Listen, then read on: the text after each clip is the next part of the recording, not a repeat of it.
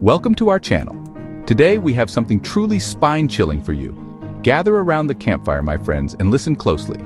Get ready to hear 5 scary camping horror stories that will keep you up all night.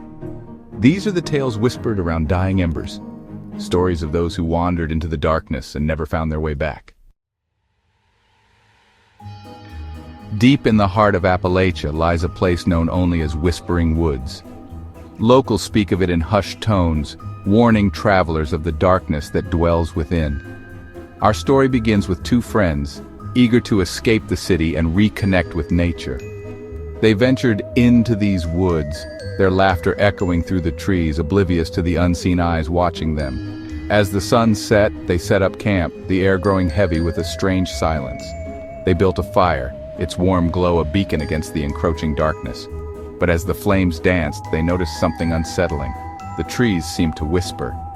At first, they dismissed it as their imaginations playing tricks on them, but the whispering grew louder, morphing into guttural murmurs that sent chills down their spines. As the night wore on, the whispering intensified, swirling around them like a chorus of tormented souls. Then, they heard it. A distinct cracking sound, followed by heavy footsteps approaching their campsite. Panic surged through their veins. They extinguished the fire, plunging themselves into absolute darkness. The footsteps grew closer, slow and deliberate, circling their hiding spot. Through the darkness, they could hear their pursuer breathing a low, guttural rasp. Just when they thought they could take no more, the footsteps retreated, fading into the Whispering Woods. When dawn finally broke, they fled the Whispering Woods, their laughter replaced with a silence born of terror. Our next tale takes us to the vast wilderness of Yosemite National Park, a place of breathtaking beauty, but also of unsettling mystery. It's the story of a lone hiker, a seasoned outdoorsman named Jake, who vanished without a trace.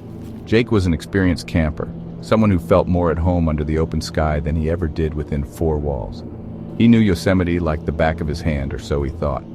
This trip was different, though. He felt drawn to a secluded part of the park, a place he'd never explored before. He set up camp near a pristine lake, its surface reflecting the towering granite cliffs. As he sat by the fire that night, a strange unease settled over him. The silence was too complete, broken only by the crackling flames and the distant cry of an owl. He couldn't shake the feeling that he was being watched. The next morning, he decided to explore the area, hoping to shake off the unsettling feeling. He left his campsite intact, a beacon marking his place in the wilderness. He ventured deeper into the woods, the trees growing thicker, the air heavy with the scent of pine and damp earth. He hiked for hours, but the terrain remained eerily unchanged. Panic began to set in as he realized he was hopelessly lost. As dusk approached, he stumbled upon a clearing. In the center stood a solitary oak tree, and hanging from one of its branches, he saw it, his own backpack. It swayed gently in the breeze, his belongings scattered at the base of the tree. Fear gripped him, a cold dread that seeped into his bones. He knew then that he was in grave danger. He was never seen again. Search parties scoured the area for weeks, but no trace of Jake was ever found. Our next story takes us to the shores of a secluded lake in the Pacific Northwest, a place known for its serene beauty and a haunting legend. The locals call it Dead Man's Lake, and it's said to be haunted by the restless spirits of those who drowned in its depths. A group of friends, eager for a weekend getaway, decided to ignore the local legends and set up camp on the shores of this idyllic lake. As they unloaded their gear, an old woman approached them, her eyes filled with a mixture of sadness and warning.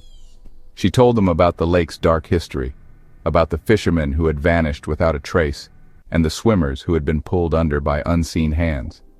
She pleaded with them to leave, but they just laughed it off. As the sun began to set, casting an eerie glow over the still waters of the lake, the friends gathered around the campfire. But their merriment was short-lived. A thick fog began to roll in, blanketing the lake in an oppressive silence. The temperature dropped and a sense of unease settled over the group. One by one, they started to hear strange noises, whispers on the wind, splashes in the water, and a low, mournful cry. They tried to ignore the sounds, but the fear was palpable. Then one of the friends, a young woman named Sarah, noticed something strange. A faint light, like a flickering candle, seemed to be moving across the lake towards them. As it drew closer, They realized with growing horror that it wasn't a candle at all, but a lantern, held aloft by a skeletal hand. Panic surged through their group as the ghostly apparition glided towards them, its empty socket seemingly fixed on Sarah. She screamed, scrambling back from the shore as the other friends watched in terror. The lantern stopped just a few feet from the shore, its ethereal light illuminating the skeletal figure that held it. It was the figure of a man, his clothes tattered and decayed, his face a hollow, skeletal mask. Then, as quickly as it had appeared, the ghostly figure vanished, the lantern falling into the water with a hiss and a puff of steam. The friends fled the haunted shores of Dead Man's Lake, leaving behind their laughter and their skepticism. Our journey into the heart of darkness leads us next to the desolate plains of Joshua Tree National Park. This is the story of a lone photographer, captivated by the stark beauty of the desert, who stumbled upon a sight that would forever alter his perception of reality. Drawn by the allure of capturing the Milky Way against the backdrop of the otherworldly landscape, he ventured deep into the park. He set up his equipment, the vastness of the desert sky mirroring the solitude he felt in his soul. As he worked, he noticed a faint glow in the distance, flickering like a distant campfire. Intrigued, he packed his gear and cautiously approached the light. But as he drew closer, a sense of unease crept over him. The air grew colder, and the silence, usually so profound in the desert, was broken by a low, humming sound. And then he saw it, the source of the light. It was indeed a campfire, its flames dancing in the darkness, but there was no one around. No tents, no gear, no sign of human presence whatsoever. It was as if the fire itself was alive, burning without fuel, casting eerie shadows that danced and writhed like living things. He stood there for a long moment, his breath caught in his throat, torn between curiosity and a primal instinct to flee. He cautiously circled the phantom campfire, his senses on high alert. The humming grew louder, and he could have sworn he heard whispers carried on the wind. He reached out a hand towards the flames, drawn by an unseen force. They flickered and danced, but he felt no heat, only an intense cold that seemed to emanate from the heart of the fire itself. He stumbled back, his heart pounding in his chest. He knew then that he was treading on sacred ground. As he turned to leave, he caught a glimpse of something out of the corner of his eye. A figure, tall and skeletal, silhouetted against the flames. It stood perfectly still, its empty sockets seemingly staring right through him. He fled back into the darkness, his camera and tripod abandoned by the side of the phantom campfire. Our final tale of terror takes us deep into the Canadian wilderness, to a remote island accessible only by canoe.